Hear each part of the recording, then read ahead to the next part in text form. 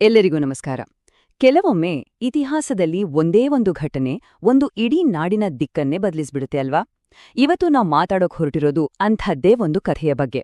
ಇದು ಕರ್ನಾಟಕದ ಮೊಟ್ಟಮೊದಲ ಸಾಮ್ರಾಜ್ಯದ ಕಥೆ. ಕನ್ನಡಕ್ಕೆ ಮೊಟ್ಟಮೊದಲ ಬಾರಿಗೆ ರಾಜಮನ್ನಣೆ ತಂದ್ಕೊಟ್ಟ ಕದಂಬರ ಕಥೆ. ಇದು ಬರೀ ರಾಜರ ಕಥೆ ಅಷ್ಟೇ ಅಲ್ಲ, ಇದು ನಮ್ಮ ಕನ್ನಡದ ಅಸ್ಮಿತೆಯ ಬೇರುಗಳನ್ನ ಹುಡುಕಿಕೊಂಡು ಹೋಗೋ ಒಂದು ಪಯಣ. ಸಾಮಾನ್ಯವಾಗಿ ಸಾಮ್ರಾಜ್ಯಗಳು ಅಂದ್ರೆ ನಮ್ಗೆ ನೆನ್ಪಾಗೋದೇನು? ದೊಡ್ಡ ದೊಡ್ಡ ಯುದ್ಧಗಳು, ರಕ್ತದ ಕೋಡಿ ಅಲ್ವಾ?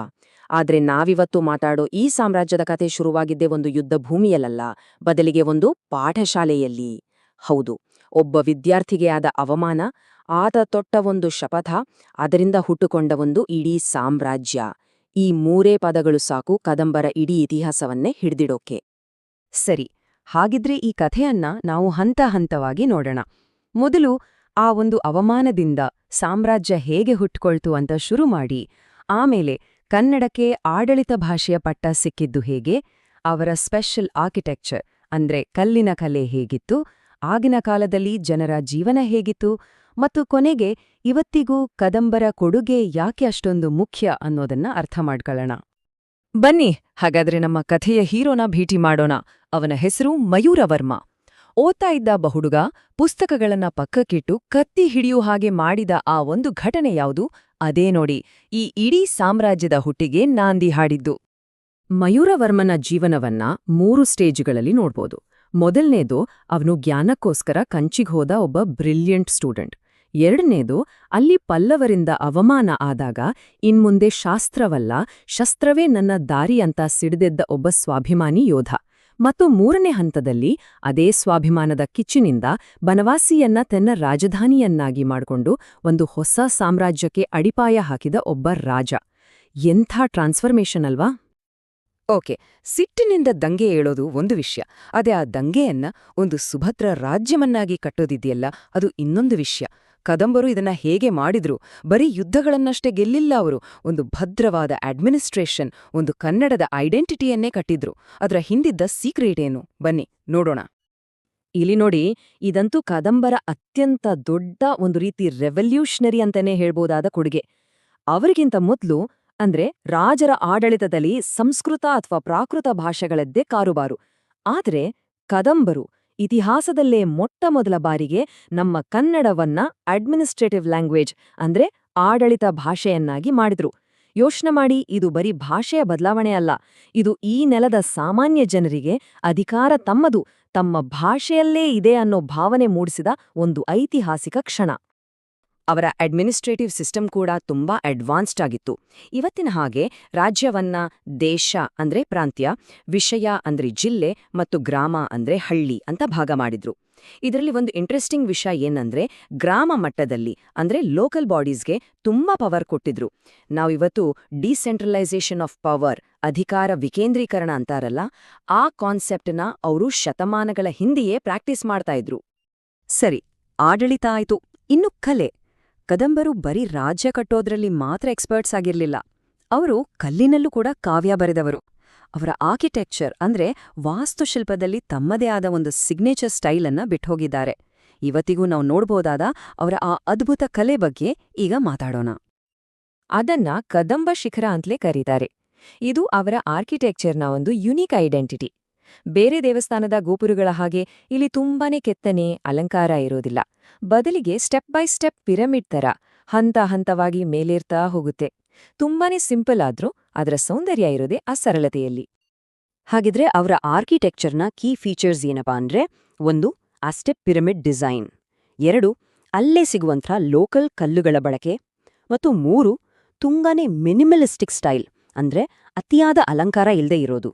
ಇದಕ್ಕೆ ಬೆಸ್ಟ್ ಎಕ್ಸಾಂಪಲ್ ನೋಡ್ಬೇಕು ಅಂದ್ರೆ ನೀವು ಬನವಾಸಿಯ ಪ್ರಸಿದ್ಧ ಮಧುಕೇಶ್ವರ ದೇವಸ್ಥಾನಕ್ಕೆ ಭೇಟಿ ಕೊಡ್ಲೇಬೇಕು. ಸರಿ, ರಾಜರು, ಆಡಳಿತ, ದೇವಸ್ಥಾನಗಳ ಬಗ್ಗೆ ನೋಡಿದ್ವಿ.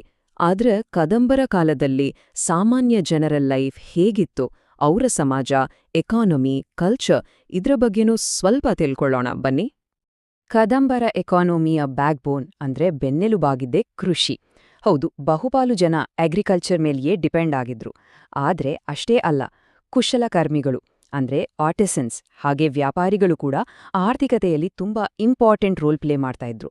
ಇದು ಆ ಸಮಾಜ ಎಷ್ಟು ಶ್ರೀಮಂತವಾಗಿತ್ತು ಅನ್ನೋದಕ್ಕೆ ಒಂದು ದೊಡ್ಡ ಸಾಕ್ಷಿ. ಆ ಸಮಾಜದಲ್ಲಿ ಎಂಥೆಂಥ ವೃತ್ತಿಗಳಿದ್ವು ಗೊತ್ತಾ? ಭೂಮಿಯನ್ನ ನಂಬಿ ಬದುಕೋ ರೈತರಿದ್ರು, ಕಬ್ಬಿಣಕ್ಕೆ ರೂಪ ಕೊಡೋ ಕಮ್ಮಾರರಿದ್ರು, ದಾರದಲ್ಲೇ ಅದ್ಭುತಗಳನ್ನ ಸೃಷ್ಟಿಸೋ ನೇಕಾರರಿದ್ರು, ಕಲ್ಲಿಗೆ ಜೀವ ತುಂಬೋ ಶಿಲ್ಪಿಗಳಿದ್ರು. ಇವರೆಲ್ಲರೂ ಸೇರಿ ಒಂದು ಡೈನಾಮಿಕ್ ಕ್ರಿಯಾಶೀಲ ಸಮಾಜವನ್ನೇ ಕಟ್ಟಿದ್ರು. ಇನ್ನೊಂದು ತುಂಬಾನೇ ಮುಖ್ಯವಾದ ವಿಷಯವನ್ನ ನಾವಿಲ್ಲಿ ಗಮನಿಸಬೇಕು. ಅದು ಅವರ ಧಾರ್ಮಿಕ ಸಹಿಷ್ಣುತೆ. ಕದಂಬರು ಯಾವುದೋ ಒಂದೇ ಒಂದು ಧರ್ಮಕ್ಕೆ ಸೀಮಿತವಾಗಿರಲಿಲ್ಲ. ಶೈವ, ವೈಷ್ಣವ, ಜೈನ ಹೀಗೆ ಆ ಕಾಲದ ಎಲ್ಲಾ ಪ್ರಮುಖ ಧರ್ಮಗಳಿಗೂ ಅವರು ಈಕ್ವಲ್ ಸಪೋರ್ಟ್ ಕೊಡ್ತಾ ಇದ್ರು. ಈ ಒಂದು ಗುಣವೇ ಅವರ ರಾಜ್ಯವನ್ನ ಸ್ಟೇಬಲ್ ಆಗಿ ಅಂದ್ರೆ ಸ್ಥಿರವಾಗಿ ಇಡೋಕೆ ದೊಡ್ಡ ಕಾರಣವಾಗಿತ್ತು ಅಂದ್ರೆ ತಪ್ಪಾಗಲ್ಲ. ಸರಿ, ಇಷ್ಟೆಲ್ಲ ನೋಡಿದ್ಮೇಲೆ ಈಗ ಪ್ರಶ್ನೆ ಬರೋದು, ಇಷ್ಟು ಶತಮಾನಗಳು ಕಳೆದರೂ ಕದಂಬರು ಇವತ್ತಿಗೂ ನಮ್ಗೆ ಯಾಕೆ ಇಂಪಾರ್ಟೆಂಟ್? ಅವರ ಲೆಗಸಿ ಏನು? ಅವರ ಕೊಡುಗೆಗಳನ್ನು ಒಟ್ಟಾರೆಯಾಗಿ ನೋಡಿ ಇವತ್ತಿನ ಕರ್ನಾಟಕದ ಮೇಲೆ ಅದರ ಪ್ರಭಾವ ಎಂಥದ್ದು ಅಂತ ಅರ್ಥ ಮಾಡ್ಕೊಳ್ಳೋಣ. ಕದಂಬರ ಬೆಳವಣಿಗೆಯನ್ನ ನೋಡಿದ್ರೆ ಮಯೂರವರ್ಮ ಹಾಕಿಕೊಟ್ಟ ಫೌಂಡೇಶನ್ ಮೇಲೆ ಕಾಕುಸ್ಥವರ್ಮನಂತ ಪವರ್ಫುಲ್ ರಾಜರು ಒಂದು ದೊಡ್ಡ ಸಾಮ್ರಾಜ್ಯವನ್ನೇ ಕಟ್ಟಿದ್ರು. ಅವರ ಪೊಲಿಟಿಕಲ್ ಸ್ಕಿಲ್ಸ್ ಕೂಡ ಅದ್ಭುತವಾಗಿತ್ತು. ಬರೀ ಯುದ್ಧ ಮಾಡಿ ರಾಜ್ಯ ಗೆಲ್ಲೋದು ಮಾತ್ರವಲ್ಲ, ಆ ಕಾಲದ ಸೂಪರ್ ಪವರ್ ಆಗಿದ್ದ ಗುಪ್ತರಂತಹ ದೊಡ್ಡ ಸಾಮ್ರಾಜ್ಯಗಳ ಜೊತೆ ಮದುವೆ ಸಂಬಂಧಗಳನ್ನ ಬೆಳೆಸಿ ಡಿಪ್ಲೊಮೆಸಿ ಮೂಲಕ ತಮ್ಮ ಶಕ್ತಿಯನ್ನ ಡಬಲ್ ಮಾಡ್ಕೊಂಡಿದ್ರು. ನೋಡಿ, ಕದಂಬರ ಬಗ್ಗೆ ನಾವು ಏನೇ ಮಾತಾಡಿದ್ರು ಈ ಒಂದು ಪಾಯಿಂಟ್ ಮಾತ್ರ ಮರೆಯೋ ಹಾಗಿಲ್ಲ. ಯಾವುದದು? ಅವರು ಕರ್ನಾಟಕವನ್ನ ಆಳಿದ ಮೊಟ್ಟ ಮೊದಲ ಸ್ವತಂತ್ರ ನಮ್ಮದೇ ನೆಲದ ರಾಜವಂಶ. ಅವರಿಗಿಂತ ಮೊದಲು ಈ ಪ್ರದೇಶವನ್ನ ಬೇರೆ ಬೇರೆ ದೊಡ್ಡ ಸಾಮ್ರಾಜ್ಯಗಳ ಕೆಳಗೆ ಸಣ್ಣ ಸಣ್ಣ ರಾಜರುಗಳು ಆಳ್ತಾ ಇದ್ರು. ಆದ್ರೆ ಈ ನಾಡಿಗೆ ಮೊಟ್ಟ ಮೊದಲ ಬಾರಿಗೆ ಸಾರ್ವಭೌಮತ್ವ ಅಂದ್ರೆ ಕಂಪ್ಲೀಟ್ ಇಂಡಿಪೆಂಡೆನ್ಸ್ ತಂದ್ಕೊಟ್ಟಿದ್ದು ಕದಂಬರು. ಹಾಗಾದ್ರೆ ಒಟ್ಟಾರೆಯಾಗಿ ಕದಂಬರ ಕೊಡುಗೆಗಳನ್ನ ಸಮರೈಸ್ ಮಾಡೋದಾದ್ರೆ, ಅವರು ಕನ್ನಡಕ್ಕೆ ಆಡಳಿತದ ಪಟ್ಟ ಕೊಟ್ರು, ಆರ್ಕಿಟೆಕ್ಚರ್ಗೆ ಕದಂಬ ಶಿಖರ ಅನ್ನೋ ಒಂದು ಹೊಸ ಸ್ಟೈಲ್ ಕೊಟ್ರು, ಮತ್ತು ಎಲ್ಲಕ್ಕಿಂತ ಇಂಪಾರ್ಟೆಂಟ್ ಆಗಿ ಇವತ್ ನಾವು ಮಾತಾಡೋ ಕರ್ನಾಟಕ ಅನ್ನೋ ಒಂದು ಸಾಂಸ್ಕೃತಿಕ ಅಸ್ಮಿತೆಗೆ ಒಂದು ಗಟ್ಟಿಮುಟ್ಟಾದ ಫೌಂಡೇಶನ್ ಹಾಕೊಟ್ರು.